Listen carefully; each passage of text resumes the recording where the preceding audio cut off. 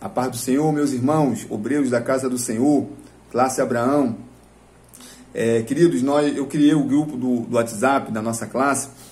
Nosso objetivo é tentar, ao longo da semana, compartilhar, né, alguma parte, um pedaço da nossa lição que será ministrada no domingo. A nossa classe, o professor da classe Abraão é o nosso irmão evangelista Jorge Luiz, né, e eu coopero com ele nesse trabalho, juntamente com ele como professor da classe. Mas sendo uma classe de obreiro, todos os irmãos são provados, instruídos na palavra de Deus, né? E a nossa ideia é incentivar os irmãos a estarem meditando na lição durante a semana, para que Deus venha abençoar a nossa lição, a ação do Espírito Santo, conduzindo o professor e os alunos, para que a gente seja edificado pela palavra de Deus. Eu vou tentar resumir aqui, nós já estamos na quarta-feira, na segunda-feira a meditação foi em Gênesis 1, 26 ao 31, que fala da criação dos seres viventes. Na terça, Gênesis 3, do 1 ao 8, que é a queda do homem. E hoje, Gênesis 3, 7 ao 19, que Deus prometeu redimir a humanidade. E quinta, que é amanhã, que nós já vamos fazer também, Romanos 5, 19 e 21, que a graça superabundou o pecado. Então, meus irmãos, no texto de segunda-feira, em Gênesis 1, do 26 ao 31, vai narrar a história da criação do homem, da humanidade, né? Eu destaco nessa meditação a expressão façamos o homem à nossa imagem e semelhança. Haja vista que o tópico 1 da nossa lição, ele traz a expressão Elohim, ou Elohim, né? Essa palavra hebraica, Elohim, é o nome atribuído a Deus na sua criação, né? Então, Elohim é o Deus criador, né? E esse termo em hebraico, ele é um termo no plural, porque na nossa tradução em língua portuguesa diz façamos, né? Então, é uma expressão que se refere a Deus no plural, porque na criação estavam juntos o Pai, o Filho e o Espírito Santo de Deus. E Ele nos fez, né? O comentarista vai dizer que Ele nos fez com as suas próprias mãos. Lá em Efésios, o apóstolo Paulo diz que nós somos obra-prima do Senhor. Meu irmão, eu e você, nós somos obra-primas do Senhor. O mundo, Satanás e a sociedade corrompida tenta argumentar que a obra de Deus é uma obra falida, mas não. A obra redentora, o plano de salvação de Deus através de Jesus Cristo, não foi um plano B. Deus tinha o plano de redenção preparado antes que o homem tivesse caído. Louvado seja o nome do Senhor. O nosso Deus, ele não é pego de surpresa.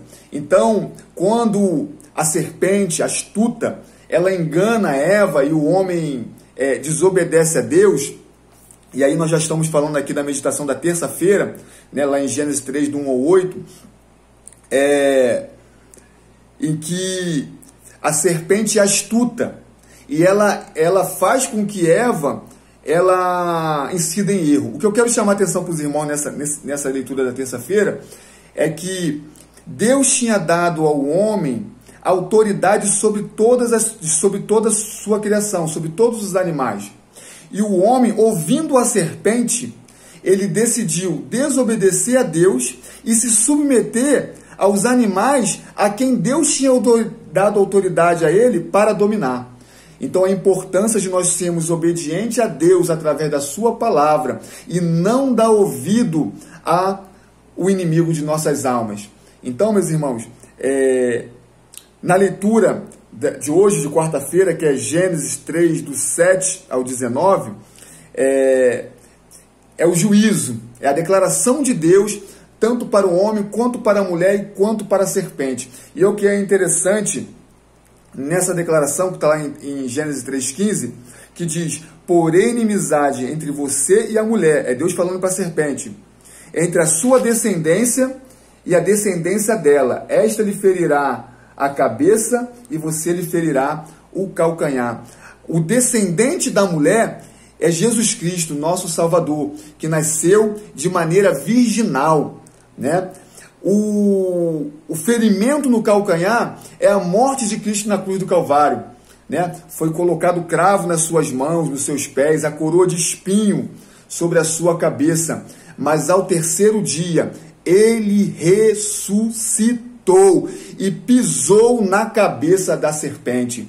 Então, ao longo de toda a história da humanidade, a serpente tem tentado ferir o calcanhar do filho da mulher, é impedir o cumprimento do plano de salvação de Deus. Mas Deus, Jesus Cristo, já venceu essa batalha por nós, quando ele ressuscitou ao terceiro dia. Então, queridos, na leitura de amanhã, que é Romanos 5, do 19 ao 21, diz que por um homem o pecado entrou no mundo.